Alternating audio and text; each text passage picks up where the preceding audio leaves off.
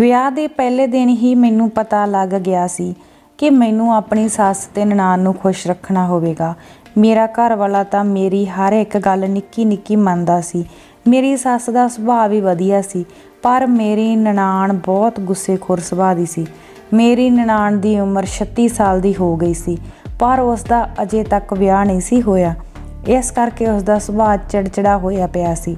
ਮੇਰਾ ਘਰ ਵਾਲਾ ਵੀ ਮੇਰੀ ਨਨਾਣ ਤੋਂ ਬਹੁਤ ਡਰਦਾ ਸੀ। ਉਹ ਜਿਵੇਂ ਕਹਿੰਦੀ ਉਹ ਉਸ ਤਰ੍ਹਾਂ ਉਸ ਦੀ ਗੱਲ ਨੂੰ ਚੁੱਪ-ਚਾਪ ਮੰਨ ਲੈਂਦਾ ਸੀ। ਇੱਕ ਦਿਨ ਤਾਂ ਹੱਦ ਹੀ ਹੋ ਗਈ। ਮੇਰੇ ਘਰ ਵਾਲੇ ਨੇ ਮੇਰੇ ਲਈ ਲਾਲ ਰੰਗ ਦੀਆਂ ਚੂੜੀਆਂ ਲਿਆਂਦੀਆਂ। ਮੈਂ ਵੀ ਖੁਸ਼ੀ-ਖੁਸ਼ੀ ਪਾ ਲਈਆਂ। ਜਦੋਂ ਵੀ ਮੈਂ ਕੋਈ ਕੰਮ ਕਰਦੀ ਤਾਂ ਚੂੜੀਆਂ ਛਣਕਣ ਦੀ ਆਵਾਜ਼ ਸਾਰੇ ਘਰ ਵਿੱਚ ਗੂੰਜਦੀ। ਮੈਂ ਰਸੋਈ ਵਿੱਚ ਕੰਮ ਕਰ ਰਹੀ ਸੀ ਤਾਂ ਚੂੜੀਆਂ ਛਣਕਣ ਦੀ ਆਵਾਜ਼ ਸੁਣ ਕੇ ਮੇਰੀ ਨਨਾਣ ਭੱਜੀ ਆਪਣੇ ਕਮਰੇ ਵਿੱਚੋਂ ਆਈ ਤੇ ਮੈਨੂੰ ਆ ਕੇ ਕਹਿਣ ਲੱਗੀ, ਤੂੰ ਮੈਨੂੰ ਮਚਾਉਣ ਦੀ ਖਾਤਰ ਚੂੜੀਆਂ ਪਾਈਆਂ ਕਿਉਂਕਿ ਤੇਰਾ ਵਿਆਹ ਤਾਂ ਛੋਟੀ ਉਮਰ ਵਿੱਚ ਹੀ ਹੋ ਗਿਆ। ਮੈਂ 36 ਸਾਲ ਦੀ ਹੋ ਕੇ ਵੀ ਆਪਣੇ ਮਾਪਿਆਂ ਦੇ ਘਰ ਬੈਠੀ ਹਾਂ। ਮੈਂ ਆਪਣੀ ਨਨਾਣ ਦਾ ਇਹ ਰੂਪ ਦੇਖ ਕੇ ਡਰ ਗਈ। ਮੈਂ ਡਰਦੀ ਹੋਈ ਬੋਲੀ, ਨਹੀਂ ਦੀਦੀ, ਮੇਰੀ ਇਸ ਤਰ੍ਹਾਂ ਦੀ ਸੋਚ ਨਹੀਂ ਸੀ। ਇਹ ਤਾਂ ਤੇਰੇ ਭਰਾ ਨੇ ਲਿਆ ਕੇ ਦਿੱਤੀਆਂ ਸੀ। ਮੈਂ ਤਾਂ ਉਹਨਾਂ ਦੀ ਖੁਸ਼ੀ ਕਰਕੇ ਪਾ ਲਈਆਂ। ਮੈਨੂੰ ਰੱਬ ਦੀ ਸਹੁੰ ਲੱਗੇ ਜੇ ਮੇਰੇ ਮਨ ਵਿੱਚ ਇਸ ਤਰ੍ਹਾਂ ਦਾ ਵੀ ਖਿਆਲ ਆਇਆ ਹੋਵੇ। ਮੈਂ ਅਜੇ ਇੰਨਾ ਹੀ ਕਿਹਾ ਸੀ ਕਿ ਮੇਰੀ ਨਨਾਣ ਉੱਚੀ ਰੋਣ ਲੱਗ ਪਈ। ਉਸ ਨੂੰ ਰੋਂਦੀ ਨੂੰ ਸੁਣ ਕੇ ਮੇਰੀ ਸੱਸ ਤੇ ਮੇਰਾ ਘਰ ਵਾਲਾ ਭੱਜੇ ਆਏ। ਮੇਰੀ ਸੱਸ ਨੇ ਆ ਕੇ ਮੇਰੀ ਨਨਾਣ ਨੂੰ ਪੁੱਛਿਆ, ਕੀ ਹੋ ਗਿਆ ਤੈਨੂੰ, ਤੂੰ ਰੋ ਕਿਉਂ ਰਹੀ ਹੈ? ਤਾਂ ਮੇਰੀ ਨਨਾਣ ਨੇ ਰੋਂਦੀ ਹੋਈ ਨੇ ਕਿਹਾ, ਭਾਬੀ ਨੇ ਜੋ ਲਾਲ ਰੰਗ ਦੀਆਂ ਚੂੜੀਆਂ ਪਾਈਆਂ ਇਹ ਮੈਨੂੰ ਮਚਾਉਣ ਦੀ ਖਾਤਰ ਪਾਈਆਂ ਤੇ ਮੈਨੂੰ ਕਹਿੰਦੀ ਆ ਕਿ ਤੂੰ ਤਾਂ ਆਪਣੇ ਮਾਂ-ਬਾਪ ਦੇ ਘਰ ਬੁੱਢੀ ਹੋ ਕੇ ਹੀ ਹੋ ਗਈ। ਤੂੰ ਕੀ ਜਾਣੇ, ਇਹ ਤਾਂ ਸੁਹਾਗ ਦੀ ਨਿਸ਼ਾਨੀ ਹੈ, ਇਹ ਤਾਂ ਸੁਹਾਗਣਾ ਹੀ ਪਾਉਂਦੀਆਂ। ਜਦੋਂ ਮੇਰੀ ਨਨਾਣ ਨੇ ਇਸ ਤਰ੍ਹਾਂ ਕਿਹਾ ਤਾਂ ਮੇਰੀ ਸੱਸ ਮੇਰੇ ਵੱਲ ਘੂਰ ਕੇ ਵੇਖਣ ਲੱਗੀ। ਮੈਂ ਆਪਣੀ ਸਫਾਈ ਦਿੰਦੇ ਹੋਏ ਕਿਹਾ, ਨਹੀਂ ਮੰਮੀ ਜੀ, ਮੈਂ ਤਾਂ ਇਸ ਤਰ੍ਹਾਂ ਦੀ ਕੋਈ ਗੱਲ ਵੀ ਨਹੀਂ ਕਹੀ ਦੀਦੀ ਨੂੰ। ਦੀਦੀ ਤਾਂ ਝੂਠ ਬੋਲ ਰਹੇ ਆ। ਤਾਂ ਮੇਰੀ ਨਨਾਣ ਨੇ ਇੱਕਦਮ ਖੜੀ ਹੋ ਕੇ ਮੇਰੇ ਮੂੰਹ ਤੇ ਜ਼ੋਰਦਾਰ ਨਾਲ ਥੱਪੜ ਮਾਰਿਆ। ਮੈਂ ਕਦੇ ਆਪਣੀ ਸੱਸ ਵੱਲ ਦੇਖ ਰਹੀ ਸੀ ਤੇ ਕਦੇ ਆਪਣੇ ਘਰ ਵਾਲੇ ਵੱਲ। ਮੈਨੂੰ ਇੰਜ ਲੱਗਦਾ ਸੀ ਕਿ ਉਹ ਮੇਰੇ ਹੱਕ ਵਿੱਚ ਬੋਲਣਗੇ, ਪਰ ਮੇਰੇ ਘਰ ਵਾਲੇ ਨੇ ਮੇਰੀ ਨਨਾਣ ਨੂੰ ਕੁਝ ਵੀ ਨਾ ਕਿਹਾ। ਮੈਂ ਰੋਂਦੀ ਆਪਣੇ ਕਮਰੇ ਵਿੱਚ ਆ ਗਈ। ਛੋਟੀ ਉਮਰ ਹੋਣ ਕਰਕੇ ਮੇਰੇ ਵਿੱਚ ਸਹਿਣ ਸ਼ਕਤੀ ਬਹੁਤ ਘੱਟ ਸੀ। ਮੇਰੇ ਦਿਲ ਵਿੱਚ ਇਹ ਗੱਲ ਆ ਰਹੀ ਸੀ ਕਿ ਮੈਂ ਇਹ ਘਰ ਛੱਡ ਕੇ ਚਲੀ ਜਾਵਾਂਗੀ। ਮੈਂ ਜਲਦੀ ਆਪਣੇ ਕੱਪੜੇ ਬੈਗ ਵਿੱਚ ਪਾਏ। ਜਦੋਂ ਮੈਂ ਕਮਰੇ ਵਿੱਚ ਆਈ ਤਾਂ ਮੇਰਾ ਪਤੀ ਮੇਰੇ ਮਗਰ ਇੱਕ ਵਾਰ ਵੀ ਨਾ ਆਏ। ਮੈਂ ਆਪਣੇ ਕੱਪੜੇ ਬੈਗ ਵਿੱਚ ਪਾ ਰਹੀ ਸੀ, ਨਾਲੇ ਮਨ ਹੀ ਮਨ ਵਿੱਚ ਸੋਚ ਰਹੀ ਸੀ ਕਿ ਮੇਰੇ ਪਤੀ ਮੈਨੂੰ ਆ ਕੇ ਰੋਕਣਗੇ ਤੇ ਮੇਰੀ ਨਨਾਣ ਨੂੰ ਮੇਰੇ ਕੋਲ ਲੈ ਕੇ ਆਉਣਗੇ ਤੇ ਕਹਿਣਗੇ ਕਿ ਆਪਣੀ ਭਾਬੀ ਕੋਲੋਂ ਮੁਆਫੀ ਮੰਗ। ਪਰ 1 ਘੰਟਾ ਹੋ ਗਿਆ ਸੀ, ਉਹ ਮੇਰੇ ਕਮਰੇ ਵਿੱਚ ਇੱਕ ਵਾਰ ਵੀ ਨਹੀਂ ਸੀ ਆਏ। ਮੈਂ ਬਸ ਪੱਕਾ ਮਨ ਬਣਾ ਲਿਆ ਸੀ ਕਿ ਇੱਥੋਂ ਮੈਂ ਚਲੀ ਜਾਵਾਂਗੀ। ਮੈਂ ਆਪਣਾ ਬੈਗ ਬੰਦ ਕਰਿਆ ਤੇ ਆਪਣੇ ਕਮਰੇ ਵਿੱਚੋਂ ਨਿਕਲੀ ਤਾਂ ਮੇਰੀ ਨਾਨ, ਸੱਸ ਤੇ ਮੇਰਾ ਪਤੀ ਤਿੰਨੋਂ ਇਕੱਠੇ ਸਿਰ ਜੋੜ ਕੇ ਬੈਠੇ ਘੁਸਰ-ਮੁਸਰ ਕਰ ਰਹੇ ਸੀ। ਜਦੋਂ ਬੈਗ ਮੇਰੇ ਹੱਥ ਵਿੱਚ ਮੇਰੇ ਘਰ ਵਾਲੇ ਨੇ ਦੇਖਿਆ ਤਾਂ ਉਹ ਘਬਰਾ ਗਏ ਤੇ ਮੈਨੂੰ ਕਹਿਣ ਲੱਗੇ, ਤੂੰ ਕਿੱਥੇ ਜਾ ਰਹੀ ਹੈ? ਮੈਂ ਕਿਹਾ, ਮੈਂ ਇਹ ਘਰ ਛੱਡ ਕੇ ਜਾ ਰਹੀ ਹਾਂ। ਜਦੋਂ ਮੇਰੀ ਇਸ ਘਰ ਵਿੱਚ ਕੋਈ ਇੱਜ਼ਤ ਹੀ ਨਹੀਂ ਤਾਂ ਮੈਂ ਇੱਥੇ ਰਹਿ ਕੇ ਕੀ ਕਰਨਾ? ਤਾਂ ਮੇਰਾ ਪਤੀ ਮੈਨੂੰ ਕਹਿੰਦਾ, ਪਾਗਲ ਨਾ ਬਣ, ਇਸ ਗੱਲ ਨੂੰ ਆਪਾਂ ਬੈਠ ਕੇ ਸੁਲਝਾ ਲਵਾਂਗੇ। ਪਰ ਮੇਰੇ ਦਿਲ ਵਿੱਚ ਬਹੁਤ ਗੁੱਸਾ ਸੀ। ਮੈਂ ਕਿਹਾ, ਮੈਂ ਇਸ ਘਰ ਵਿੱਚ ਨਹੀਂ ਰਹਿ ਸਕਦੀ। ਪਹਿਲਾਂ ਤੁਹਾਡੀ ਭੈਣ ਮੇਰੇ ਤੋਂ ਮੁਆਫੀ ਮੰਗੇ।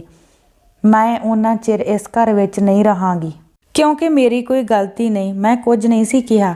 ਜਦੋਂ ਮੈਂ ਇਸ ਤਰ੍ਹਾਂ ਕਿਹਾ ਤਾਂ ਮੇਰੇ ਪਤੀ ਅੱਗੋਂ ਕੁਝ ਨਾ ਬੋਲੇ ਤਾਂ ਮੇਰੀ ਸੱਸ ਕਹਿਣ ਲੱਗੀ, ਇਹਨੂੰ ਰੋਕ ਨਾ, ਜਾਣ ਦੇ। ਤਾਂ ਮੇਰੇ ਪਤੀ ਨੇ ਮੈਨੂੰ ਇੱਕ ਵਾਰ ਵੀ ਨਾ ਰੋਕਿਆ। ਉਦੋਂ ਮੇਰਾ ਦਿਲ ਟੁੱਟ ਗਿਆ ਕਿਉਂਕਿ ਸਹੁਰੇ ਪਰਿਵਾਰ ਵਿੱਚ ਇੱਕ ਪਤੀ ਹੁੰਦਾ ਜਿਸ ਦੇ ਆਸਰੇ ਇੱਕ ਔਰਤ ਰਹਿੰਦੀ ਹੈ। ਜਦੋਂ ਉਹੀ ਉਸ ਦੇ ਖਿਲਾਫ ਹੋ ਜਾਵੇ ਤਾਂ ਉਸ ਘਰ ਵਿੱਚ ਇੱਕ ਪਲ ਵੀ ਨਹੀਂ ਰਹਿ ਸਕਦੀ। ਅੱਜ ਮੇਰਾ ਦਿਲ ਬਿਲਕੁਲ ਟੁੱਟ ਚੁੱਕਿਆ ਸੀ। ਮੈਂ ਆਪਣੇ ਪਤੀ ਦੇ ਹੱਥ ਵਿੱਚੋਂ ਬੈਗ ਫੜਿਆ ਤੇ ਗੇਟ ਵੱਲ ਤੁਰ ਪਈ। ਇੱਕ ਸ਼ਹਿਰ ਵਿੱਚ ਹੀ ਮੇਰੇ ਪੇਕੇ ਤੇ ਸਹੁਰੇ ਸਨ। ਮੈਨੂੰ ਜਾਣ ਵਿੱਚ ਜ਼ਿਆਦਾ ਟਾਈਮ ਨਾ ਲੱਗਿਆ। ਮੈਂ ਜਦੋਂ ਆਪਣੇ ਪੇਕੇ ਘਰ ਪਹੁੰਚੀ ਤਾਂ ਮੇਰੀ ਮਾਂ ਮੈਨੂੰ ਦੇਖ ਕੇ ਘਬਰਾ ਗਈ ਤਾਂ ਮੇਰਾ ਭਰਾ ਵੀ ਆ ਗਿਆ ਤੇ ਮੈਨੂੰ ਪੁੱਛਣ ਲੱਗੀ ਕਿ ਕੀ ਹੋਇਆ ਤੈਨੂੰ?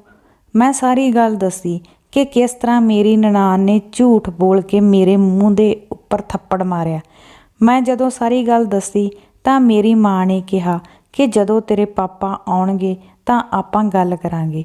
ਜਦੋਂ ਮੈਂ ਗੱਲ ਕਰਕੇ ਹਟੀ ਤਾਂ ਮੇਰਾ ਭਰਾ ਵੀ ਮੇਰੀ ਨਨਾਣ ਦੇ ਹੱਕ ਵਿੱਚ ਬੋਲਿਆ। ਮੈਨੂੰ ਆਪਣੇ ਭਰਾ 'ਤੇ ਗੁੱਸਾ ਆਇਆ ਕਿ ਉਹ ਆਪਣੀ ਭੈਣ ਦੇ ਹੱਕ ਵਿੱਚ ਨਹੀਂ ਬੋਲਿਆ ਤੇ ਉਸਨੇ ਮੇਰੀ ਨਨਾਣ ਦੀ ਤਰਫਦਾਰੀ ਕੀਤੀ। ਇੰਨੇ ਨੂੰ ਪਾਪਾ ਆ ਗਏ। ਮੈਂ ਪਾਪਾ ਨੂੰ ਸਾਰੀ ਗੱਲ ਦੱਸੀ ਤੇ ਪਾਪਾ ਦੇ ਗੱਲ ਲੱਗ ਕੇ ਰੋ ਪਈ। ਪਾਪਾ ਨੇ ਮੈਨੂੰ ਬਹੁਤ ਸਮਝਾਇਆ ਕਿ ਬੇਟਾ ਉਹ ਤੇਰਾ ਸਹੁਰਾ ਘਰ ਆ, ਤੈਨੂੰ ਹੀ ਥੋੜ੍ਹਾ ਸਹਿਣ ਕਰਨਾ ਪਵੇਗਾ ਤੇ ਉਹਨਾਂ ਦੇ ਮੁਤਾਬਕ ਚੱਲਣਾ ਪਵੇਗਾ। ਜਦੋਂ ਮੇਰੇ ਪਾਪਾ ਦੀ ਇਹ ਗੱਲ ਸੁਣੀ ਤਾਂ ਮੇਰੀ ਮੰਮੀ ਘਬਰਾ ਗਈ ਤੇ ਬੋਲੀ ਕਿ ਮੇਰੀ ਧੀ ਦਾ ਜਦੋਂ ਕਸੂਰ ਨਹੀਂ ਤਾਂ ਫਿਰ ਉਹ ਕਿਉਂ ਝੱਲੇ ਉਹਨਾਂ ਦਾ ਰੋਬ। ਮੈਂ ਉਹਨਾਂ ਨੂੰ ਸਾਫ਼-ਸਾਫ਼ ਕਹਿ ਦਿੱਤਾ ਕਿ ਹੁਣ ਉਸ ਘਰ ਵਿੱਚ ਉਹ ਕਦੇ ਨਹੀਂ ਜਾਵੇਗੀ। ਇੱਕ ਹਫ਼ਤਾ ਲੰਘ ਗਿਆ ਪਰ ਮੇਰੇ ਪਤੀ ਦਾ ਕੋਈ ਫੋਨ ਨਾ ਆਇਆ। ਇੱਕ ਦਿਨ ਅਚਾਨਕ ਮੇਰੀ ਸੱਸ ਦਾ ਫੋਨ ਆਇਆ ਕਿ ਅੱਜ ਤੈਨੂੰ ਰਵੀ ਲੈਣ ਆਵੇਗਾ। ਮੈਨੂੰ ਪਹਿਲਾਂ ਤਾਂ ਬਹੁਤ ਗੁੱਸਾ ਆਇਆ ਕਿ ਮੇਰੇ ਪਤੀ ਦਾ ਹੱਕ ਬਣਦਾ ਸੀ ਫੋਨ ਕਰਨ ਦਾ। ਫਿਰ ਮੈਂ ਸੋਚਿਆ ਚਲੋ ਕੋਈ ਨਾ, ਕਿਸੇ ਨੇ ਤਾਂ ਕਿਹਾ ਕਿ ਤੂੰ ਘਰ ਆ। ਦੁਪਹਿਰ ਟਾਈਮ ਸਾਡੇ ਗੇਟ 'ਤੇ ਬੈਲ ਵੱਜੀ ਤਾਂ ਜਦੋਂ ਦਰਵਾਜ਼ਾ ਖੋਲ੍ਹਿਆ ਰਵੀ ਮੈਨੂੰ ਲੈਣ ਲਈ ਆਏ ਸੀ। ਉਹਨਾਂ ਨੇ ਚਾਹ ਪਾਣੀ ਪੀਤਾ ਤੇ ਅਸੀਂ ਸ਼ਾਮ ਨੂੰ ਆਪਣੇ ਘਰ ਆ ਗਏ।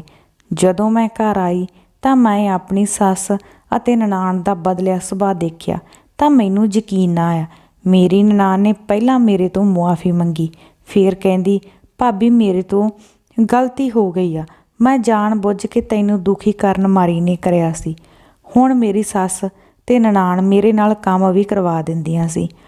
ਅਗਲੇ ਦਿਨ ਮੈਂ ਰਸੋਈ ਵਿੱਚ ਚਾਹ ਬਣਾ ਰਹੀ ਸੀ ਤਾਂ ਮੇਰੀ ਸੱਸ ਨੇ ਕਿਹਾ ਤੇਰੇ ਭਰਾ ਦਾ ਰਿਸ਼ਤਾ ਮਣੀ ਨਾਲ ਹੋ ਜਾਵੇ ਤਾਂ ਵਧੀਆ ਰਹੂ, ਕਿਉਂਕਿ ਮੇਰੇ ਭਰਾ ਦੀ ਉਮਰ ਥੋੜ੍ਹੀ ਵੱਡੀ ਹੋ ਗਈ ਸੀ। ਜ਼ਿਆਦਾ ਜਾਇਦਾਦ ਨਾ ਹੋਣ ਕਰਕੇ ਮੇਰੇ ਭਰਾ ਦਾ ਵੀ ਅਜੇ ਤੱਕ ਵਿਆਹ ਨਹੀਂ ਸੀ ਹੋਇਆ। ਮੈਂ ਆਪਣੀ ਸੱਸ ਦੇ ਮੂੰਹੋਂ ਇਹ ਗੱਲ ਸੁਣ ਕੇ ਚੌਂਕ ਗਈ ਤੇ ਮੈਂ ਕਿਹਾ ਮੰਮੀ ਜੀ ਇਹ ਰਿਸ਼ਤਾ ਇਸ ਤਰ੍ਹਾਂ ਕਿਵੇਂ ਹੋ ਸਕਦਾ। ਤੇ ਬਾਅਦ ਵਿੱਚ ਉਸਨੇ ਇਹ ਗੱਲ ਕਹੀ ਕਿ ਤੂੰ ਇਹ ਗੱਲ ਰਵੀ ਕੋਲ ਨਾ ਕਰੀ। ਮੈਂ ਤਾਂ ਵੈਸੇ ਹੀ ਗੱਲ ਕਹੀ ਸੀ, ਕਿਉਂਕਿ ਰਵੀ ਜਦੋਂ ਵੀ ਦੀਦੀ ਲਈ ਕੋਈ ਰਿਸ਼ਤਾ ਆਉਂਦਾ ਤਾਂ ਉਸ ਦੇ ਵਿੱਚ ਕੋਈ ਨਾ ਕੋਈ ਨੁਕਸ ਕੱਢ ਦਿੰਦੀ ਸੀ। ਮੈਂ ਸਿਰਫ ਹਾਂ ਵਿੱਚ ਸਿਰ ਹਿਲਾ ਦਿੱਤਾ ਪਰ ਮੇਰੇ ਤੋਂ ਅੱਗੇ ਬੋਲਿਆ ਨਾ ਗਿਆ। ਜਦੋਂ ਮੇਰੀ ਸੱਸ ਚਲੀ ਗਈ ਤਾਂ ਮੈਂ ਆਪਦਾ ਕੰਮ ਖਤਮ ਕਰਿਆ ਤੇ ਆਪਣੇ ਪੇਕੀ ਆਪਦੀ ਮਾਂ ਨੂੰ ਫੋਨ ਕਰਿਆ ਤੇ ਆਪਣੀ ਸੱਸ ਦੀ ਸਾਰੀ ਗੱਲ ਦੱਸੀ। ਮੇਰੀ ਮਾਂ ਵੀ ਮੇਰੀ ਸੱਸ ਦੀ ਗੱਲ ਸੁਣ ਕੇ ਹੱਕੀ ਬੱਕੀ ਰਹਿ ਗਈ। ਉਸਨੇ ਮੈਨੂੰ ਸਾਫ਼-ਸਾਫ਼ ਕਹਿ ਦਿੱਤਾ ਕਿ ਦੇਖ, ਜੇਕਰ ਤੂੰ ਇਹ ਰਿਸ਼ਤਾ ਲੈ ਕੇ ਸਾਡੇ ਘਰ ਆਈ ਤਾਂ ਮੇਰੇ ਤੋਂ ਬੁਰਾ ਕੋਈ ਨਹੀਂ ਹੋਵੇਗਾ, ਕਿਉਂਕਿ ਮੈਂ ਨਹੀਂ ਚਾਹੁੰਦੀ ਕਿ ਮਣੀ ਮੇਰੀ ਨੂੰਹ ਬਣੇ। ਪਹਿਲਾਂ ਤਾਂ ਮੈਂ ਰਵੀ ਨੂੰ ਦੱਸਣ ਲੱਗੀ ਸੀ, ਫਿਰ ਮੇਰੇ ਮਨ ਵਿੱਚ ਖਿਆਲ ਆਇਆ ਕਿ ਮਹੀਨੇ ਤੋਂ ਤਾਂ ਮੈਂ ਆਪਣੇ ਸਹੁਰੇ ਘਰ ਆਈ ਹਾਂ। ਫਿਰ ਮੇਰੀ ਸੱਸ ਤੇ ਨਨਾਣ ਮੇਰੇ ਨਾਲ ਉਹੀ ਸਲੂਕ ਕਰਨਾ ਸ਼ੁਰੂ ਕਰ ਦੇਣਗੀਆਂ। ਮੈਂ ਸੋਚਿਆ ਕਿ ਇਹ ਰਿਸ਼ਤਾ ਤਾਂ ਨਹੀਂ ਹੋ ਸਕਦਾ। ਫਿਰ ਮੈਂ ਇੱਕ ਦਿਨ ਆਪਣੇ ਕਮਰੇ ਵਿੱਚ ਸੁੱਤੀ ਪਈ ਸੀ ਤੇ ਮੇਰੀ ਸੱਸ ਮੇਰੇ ਕੋਲ ਆਈ। ਕਹਿੰਦੀ ਮਣੀ ਲਈ ਮੈਂ ਇੱਕ ਲੜਕਾ ਲੱਭ ਲਿਆ ਤੇ ਉਸ ਦੇ ਲਈ ਸਿਰਫ ਵਿਆਹ ਵਾਲੇ ਦਿਨ ਲਈ ਹੀ ਸੂਟ ਖਰੀਦਣਾ। ਤੂੰ ਤੇ ਮਣੀ ਬਾਜ਼ਾਰ ਜਾ ਕੇ ਸੂਟ ਜਾਂ ਕੋਈ ਲਹਿੰਗਾ ਵਗੈਰਾ ਲੈ ਆਓ। ਜਦੋਂ ਮੈਂ ਆਪਣੀ ਸੱਸ ਦੇ ਮੂੰਹੋਂ ਇਹ ਗੱਲ ਸੁਣੀ ਤਾਂ ਮੇਰੇ ਦਿਲ ਨੂੰ ਸਕੂਨ ਮਿਲਿਆ ਕਿ ਕਦੇ ਮਣੀ ਨਾਮ ਦੀ ਬਲਾ ਵੀ ਮੇਰੇ ਗਲੋਂ ਲਹੇਗੀ। ਮੈਂ ਵੀ ਆਪਣੇ ਘਰ ਵਿੱਚ ਸੁੱਖ ਦਾ ਸਾਹ ਲਵਾਂਗੀ। ਮੇਰੀ ਸੱਸ ਫਿਰ ਬੋਲੀ ਤੇ ਇਹ ਗੱਲ ਹਜੇ ਤੱਕ ਤੂੰ ਰਵੀ ਕੋਲ ਨਾ ਕਰੀ। ਮੈਂ ਹੈਰਾਨ ਸੀ ਕਿ ਇੱਕ ਭਰਾ ਨੂੰ ਭੈਣ ਦੇ ਵਿਆਹ ਦਾ ਹੀ ਨਾ ਪਤਾ ਲੱਗੇ, ਇਹ ਕਿਵੇਂ ਹੋ ਸਕਦਾ। ਪਰ ਸਾਡੇ ਘਰ ਵਿੱਚ ਮੇਰੀ ਸੱਸ ਦਾ ਹੁਕਮ ਹੀ ਚੱਲਦਾ ਸੀ। ਮੈਂ ਆਪਣੇ ਮਨ ਵਿੱਚ ਸੋਚਿਆ ਕਿ ਚਲੋ ਕਿਵੇਂ ਨਾ ਕਿਵੇਂ ਸਹੀ ਇਸ ਬਲਾ ਤੋਂ ਖਹਿੜਾ ਤਾਂ ਛੁੱਟੇਗਾ। ਮੇਰੀ ਸੱਸ ਨੇ ਫਿਰ ਦੁਬਾਰਾ ਕਿਹਾ ਕਿ ਤੁਸੀਂ ਹੁਣੇ ਹੀ ਬਾਜ਼ਾਰ ਜਾਓ, ਕੱਲ੍ਹ ਨੂੰ ਮਣੀ ਦਾ ਚੁੰਨੀ ਚੜਾਵਾ। ਮੈਂ ਹੋਰ ਕਿਸੇ ਵੀ ਰਿਸ਼ਤੇਦਾਰ ਤੇ ਆਂਢ ਗੁਆਂਢ ਨੂੰ ਨਹੀਂ ਦੱਸਿਆ ਉਸਦੇ ਵਿਆਹ ਬਾਰੇ, ਕਿਉਂਕਿ ਕੋਈ ਨਾ ਕੋਈ ਉਸਦੇ ਜਦੋਂ ਕੋਈ ਰਿਸ਼ਤਾ ਆਉਂਦਾ ਸੀ ਤਾਂ ਉਸਦੇ ਰਿਸ਼ਤੇ ਵਿੱਚ ਅੜਚਨ ਪੈ ਜਾਂਦੀ ਸੀ। ਮੈਨੂੰ ਵੀ ਆਪਣੀ ਸੱਸ ਦੀ ਗੱਲ 'ਤੇ ਵਿਸ਼ਵਾਸ ਹੋ ਗਿਆ। ਅਗਲੇ ਦਿਨ ਮੈਂ ਆਪਣੇ ਨਨਾਣ ਨੂੰ ਪੁੱਛਿਆ ਕਿ ਮਣੀ ਤੂੰ ਆਪਣਾ ਹੋਣ ਵਾਲੇ ਪਤੀ ਨੂੰ ਦੇਖਿਆ ਤਾਂ ਮਣੀ ਨੇ ਸ਼ਰਮਾਉਂਦੇ ਹੋਏ ਹਾਂ ਵਿੱਚ ਸਿਰ ਹਿਲਾ ਦਿੱਤਾ। ਮੈਂ ਹੋਰ ਕੁਝ ਮਣੀ ਤੋਂ ਪੁੱਛਦੀ ਤਾਂ ਮੇਰੀ ਸੱਸ ਮੇਰੇ ਕੋਲ ਆ ਗਈ। ਰਵੀ ਵੀ ਰੋਟੀ ਖਾ ਕੇ ਆਪਣੇ ਕੰਮ 'ਤੇ ਚਲੇ ਗਏ ਤਾਂ ਫਿਰ ਮੇਰੀ ਸੱਸ ਕਹਿੰਦੀ ਮੈਂ ਵੀ ਤੁਹਾਡੇ ਨਾਲ ਚੱਲਾਂਗੀ, ਆਪਾਂ ਤਿੰਨੋਂ ਹੀ ਜਾ ਕੇ ਆਵਾਂਗੀਆਂ। ਮੇਰੀ ਸੱਸ ਨੂੰ ਇਹ ਸੀ ਕਿ ਮੈਂ ਮਨੀ ਤੋਂ ਕੁਝ ਜ਼ਿਆਦਾ ਨਾ ਪੁੱਛ ਲਵਾਂ। ਅਸੀਂ ਬਾਜ਼ਾਰ ਚਲੀਆਂ ਗਈਆਂ ਤੇ ਮੇਰੀ ਨਨਾਣ ਨੇ ਗੁਲਾਬੀ ਰੰਗ ਦਾ ਲਹਿੰਗਾ ਪਸੰਦ ਕਰਿਆ। ਮੇਰੀ ਨਨਾਣ ਬਹੁਤ ਖੁਸ਼ ਸੀ। ਅਗਲੇ ਦਿਨ 11 ਵਜੇ ਮੁੰਡੇ ਵਾਲਿਆਂ ਨੇ ਆਉਣਾ ਸੀ। ਮੈਂ ਆਪਣੀ ਸੱਸ ਨੂੰ ਪੁੱਛਿਆ ਕਿ ਮੰਮੀ, ਬਰਾਤ ਦੇ ਚਾਹ ਪਾਣੀ ਦਾ ਇੰਤਜ਼ਾਮ ਕਿਵੇਂ ਹੋਵੇਗਾ? ਤਾਂ ਮੇਰੀ ਸੱਸ ਨੇ ਕਿਹਾ, ਇਹ ਤੈਨੂੰ ਚਿੰਤਾ ਕਰਨ ਦੀ ਕੋਈ ਲੋੜ ਨਹੀਂ, ਸਾਰਾ ਇੰਤਜ਼ਾਮ ਕਰਿਆ ਹੋਇਆ। ਮੈਂ ਬਿਊਟੀ ਪਾਰਲਰ ਦਾ ਕੋਰਸ ਕਰਿਆ ਸੀ।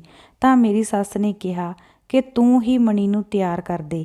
ਮੈਂ ਪੂਰੇ ਦਿਲ ਨਾਲ ਮਣੀ ਨੂੰ ਤਿਆਰ ਕਰਿਆ ਕਿ ਉਸ ਦਾ ਹੋਣ ਵਾਲਾ ਪਤੀ ਉਸ ਨੂੰ ਦੇਖ ਕੇ ਖੁਸ਼ ਹੋ ਜਾਵੇ ਤੇ ਉਹ ਦੁਬਾਰਾ ਇਸ ਘਰ ਵਿੱਚ ਨਾ ਆਵੇ। ਜਦੋਂ ਮਣੀ ਪੂਰੀ ਸੱਜ ਧੱਜ ਗਈ ਤਾਂ ਉਹ ਬਹੁਤ ਜ਼ਿਆਦਾ ਸੋਹਣੀ ਲੱਗ ਰਹੀ ਸੀ। ਮੇਰੀ ਸੱਸ ਮਣੀ ਨੂੰ ਨਾਲ ਲੈ ਗਈ ਤੇ ਮੈਨੂੰ ਕਹਿਣ ਲੱਗੀ, ਹੁਣ ਤੂੰ ਤਿਆਰ ਹੋ ਜਾ ਤੇ ਆਪਾਂ ਬਾਅਦ ਵਿੱਚ ਇਕੱਠੇ ਚੱਲਦੇ ਹਾਂ।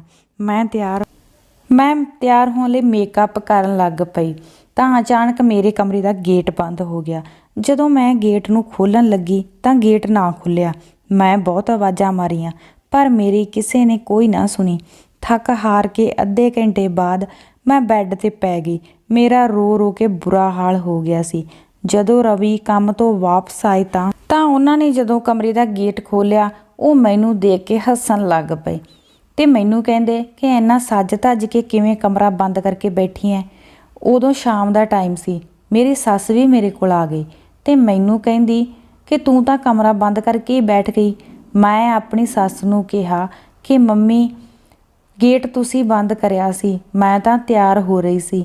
ਤਾਂ ਮੇਰੀ ਸੱਸ ਨੇ ਗੱਲ ਬਦਲਦੇ ਹੋਏ ਕਿਹਾ, ਨਹੀਂ ਨਹੀਂ, ਮੈਂ ਨਹੀਂ ਕਰਿਆ। ਮੈਂ ਤਾਂ ਕਿਹਾ ਕਿ ਤੂੰ ਸਾਡੇ ਨਾਲ ਨਹੀਂ ਜਾਣਾ ਚਾਹੁੰਦੀ। ਰਵੀ ਮੇਰੇ ਤੋਂ ਪੁੱਛਣ ਲੱਗਿਆ ਕਿ ਹੋ ਕੀ ਰਿਹਾ? ਮੈਂ ਆਪਣੀ ਸੱਸ ਵੱਲ ਦੇਖਦੇ ਹੋਏ ਕਿਹਾ ਕਿ ਮਣੀ ਦਾ ਅੱਜ ਵਿਆਹ ਹੋ ਗਿਆ। ਜਦੋਂ ਮੇਰੇ ਪਤੀ ਨੇ ਇਹ ਗੱਲ ਸੁਣੀ ਤਾਂ ਉਹ ਹੱਕੇ ਬੱਕੇ ਰਹਿ ਗਏ। ਮੇਰੀ ਸੱਸ ਕਹਿਣ ਲੱਗੀ, ਕੁਝ ਨਹੀਂ ਰਵੀ, ਮੈਂ ਤੈਨੂੰ ਸਾਰੀ ਗੱਲ ਦੱਸਦੀ ਹਾਂ। ਮੈਨੂੰ ਕੱਲ੍ਹ ਹੀ ਮਣੀ ਵਾਸਤੇ ਇੱਕ ਰਿਸ਼ਤੇ ਦੀ ਦੱਸ ਪਈ ਸੀ।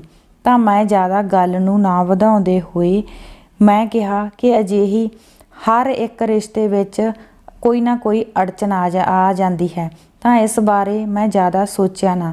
ਉਹਨਾਂ ਨੂੰ ਵੀ ਇਹ ਮਨਜ਼ੂਰ ਸੀ। ਜਦੋਂ ਮੇਰੀ ਸੱਸ ਨੇ ਇਹ ਕਿਹਾ ਤਾਂ ਮੇਰੇ ਪਤੀ ਨੇ ਕਿਹਾ ਕਿ ਤੁਸੀਂ ਮੈਨੂੰ ਤਾਂ ਜਿਉਂਦੇ ਨੂੰ ਹੀ ਮਾਰ ਦਿੱਤਾ। ਤੁਸੀਂ ਇੱਕ ਵਾਰੀ ਵੀ ਨਹੀਂ ਸੋਚਿਆ ਕਿ ਮੇਰੇ ਨਾਲ ਇਸ ਬਾਰੇ ਗੱਲ ਕਰੀਏ।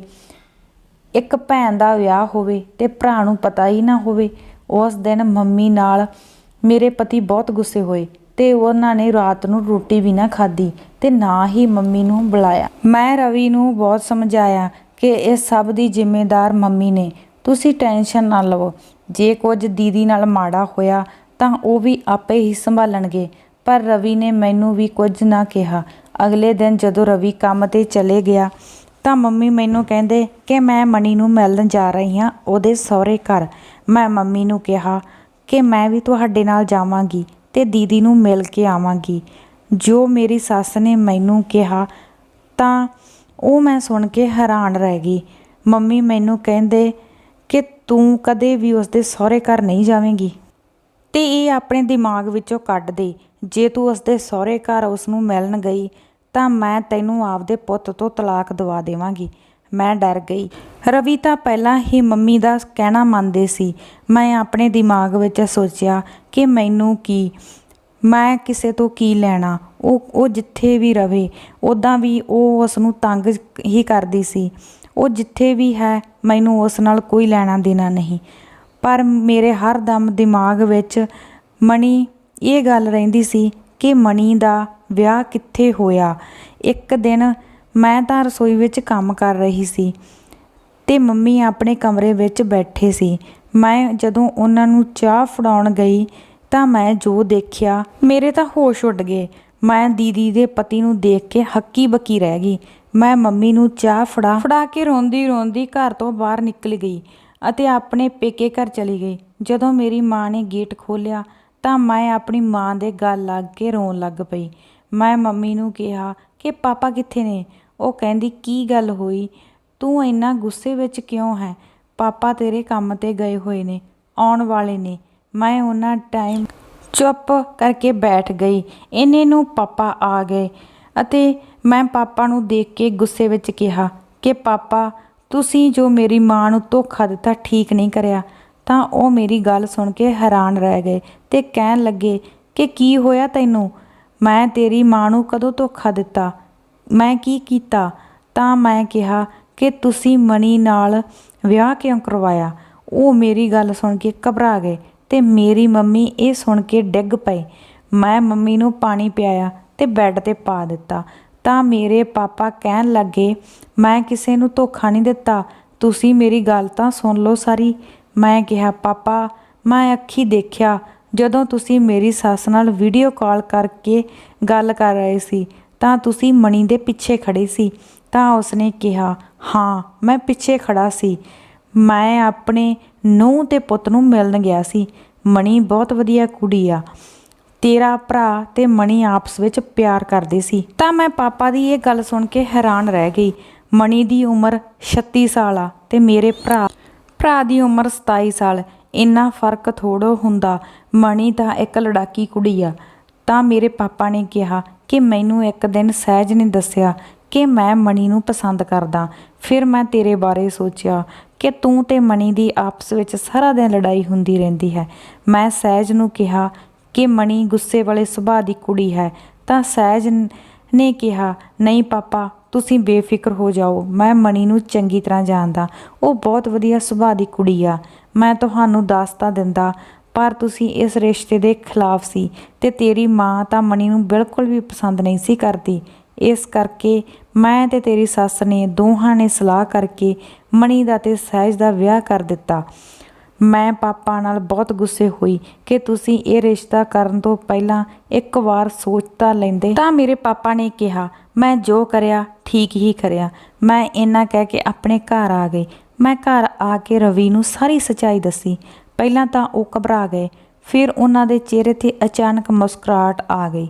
ਪਰ ਮੈਨੂੰ ਇਹ ਰਿਸ਼ਤਾ ਬਿਲਕੁਲ ਵੀ ਮਨਜ਼ੂਰ ਨਹੀਂ ਸੀ। ਪਰ ਇੱਕ ਗੱਲ ਸੀ, ਜਿਸ ਦਿਨ ਦਾ ਮਣੀ ਦਾ ਵਿਆਹ ਹੋਇਆ ਸੀ ਉਸ ਦਿਨ ਤੋਂ ਬਾਅਦ ਮੇਰੀ ਸੱਸ ਦੇ ਸੁਭਾਅ ਅਤੇ ਮਣੀ ਦੇ ਸੁਭਾਅ ਵਿੱਚ ਬਹੁਤ ਫਰਕ ਸੀ।